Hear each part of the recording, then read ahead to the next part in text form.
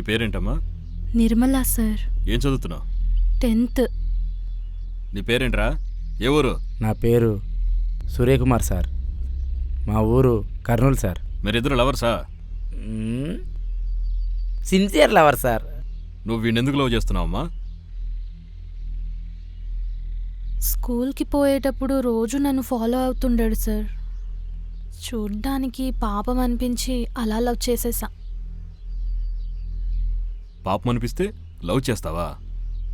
వీడిని ఎలా లవ్ చేసావమ్మా? దండుపాలెం బ్యాచ్లా ఉన్నాడు. మీరు లవ్ చేసుకున్న చోట ఒక హత్య జరిగింది. హత్య?